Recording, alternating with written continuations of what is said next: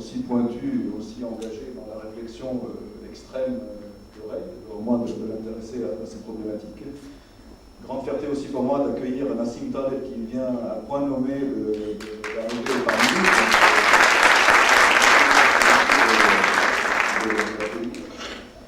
Donc tu me poses la question sur le rapport entre la contingence et le temps. Donc, alors moi, mon idée, c'est qu'effectivement dans ce livre, je prétends avoir trouvé la solution à plusieurs problèmes, non seulement des problèmes financiers, dont je dirais deux mots, mais également des problèmes philosophiques.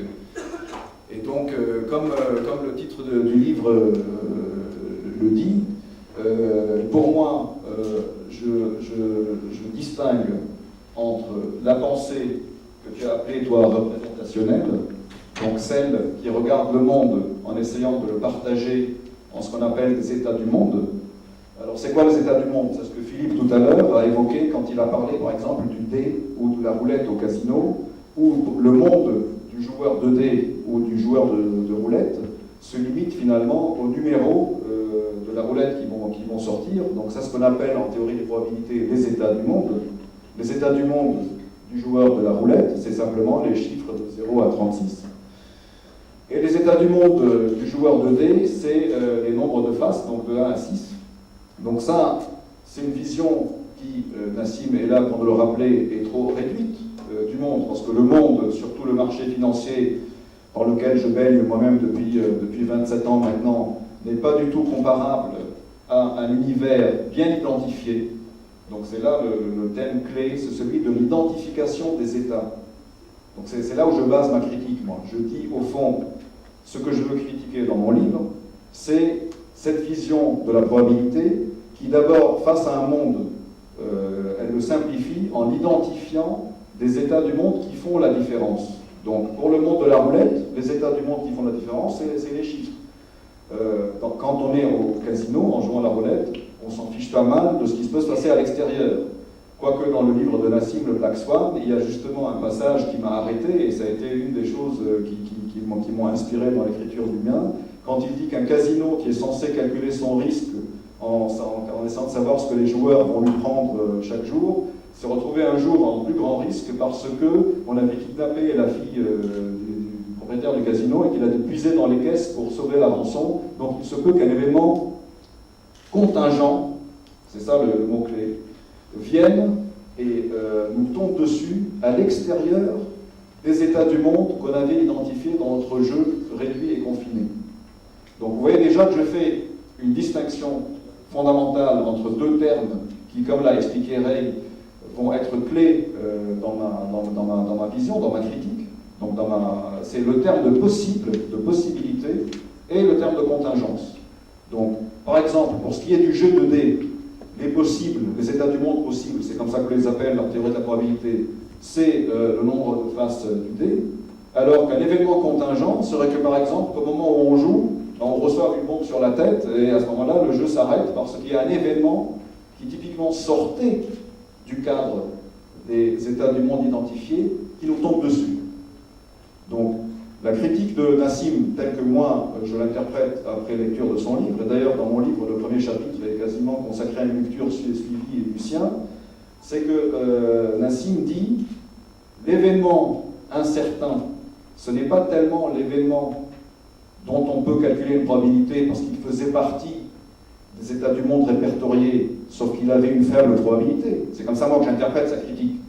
Bien sûr, il y a des événements qu'on a répertoriés, mais auxquels on accorde une faible probabilité, parce qu'on a simplement pris un mauvais modèle de probabilité. Par exemple, si on prend la distribution gaussienne, pour les statisticiens, elle va donner une faible probabilité à des événements extrêmes, qui sont loin de la moyenne.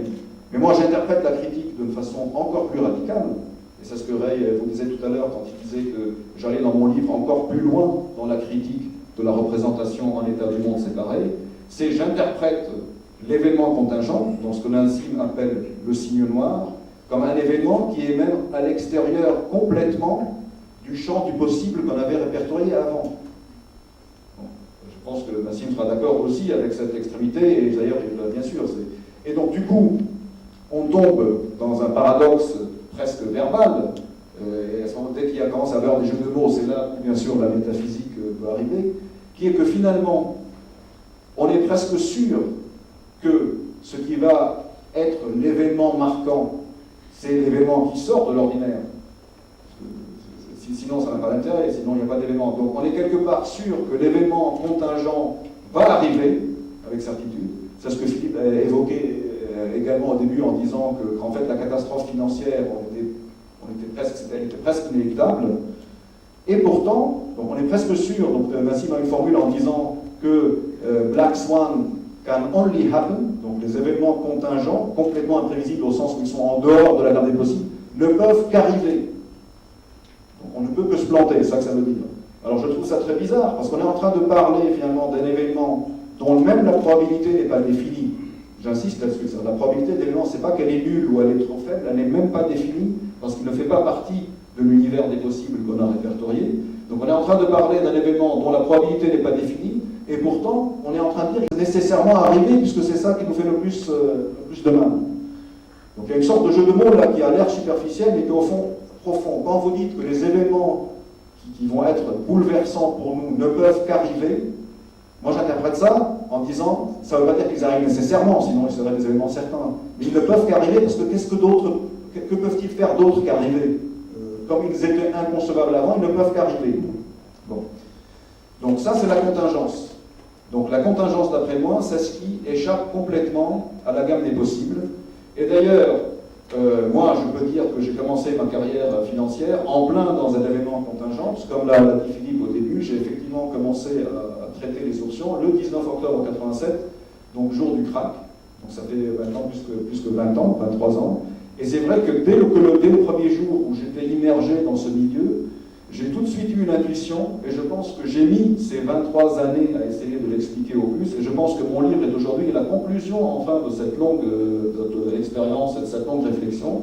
L'intuition que j'ai eue ce jour-là, c'était que j'étais en plein dans l'événement, c'est-à-dire le crack, en plein dans l'événement contingent, et donc j'étais complètement en dehors de la probabilité. Ça, j'ai eu cette intuition, sauf qu'à l'époque, j'étais encore ni trader expérimenté, puisque c'était mon premier jour, ni non plus philosophe, et ce n'est qu'après 23 ans, donc de contact avec plusieurs genres de personnes, qui sont quelqu'un comme Philippe, qui est un théoricien de la finance, et qui est associé dans l'entreprise que j'ai maintenant, qui, lui, a mené une critique complètement scientifique, là, par opposition à la métaphysique, et qui n'a pas encore publié, parce qu'il nous réserve la surprise de ses travaux, qui est justement comme par hasard que les marchés financiers ne doivent pas être basés sur la probabilité et sur les états du monde, parce que la première critique que quelqu'un comme Philippe peut faire aux théoriciens de l'équilibre général, aux théoriciens qui disent que le marché est à base d'états du monde, c'est de dire, ben, très bien, vous posez vos états du monde, vous faites vos calculs de probabilité,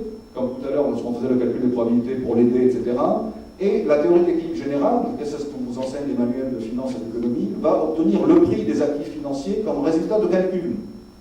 Tout à l'heure, il parlait du prix de Procter & Gamble, donc on va faire des calculs d'espérance mathématique pour obtenir le prix de l'actif financier. Mais alors la critique de Philippe, c'est de dire que c'est le prix, ce n'est pas un résultat, puisque lui-même va être un nouvel état du monde.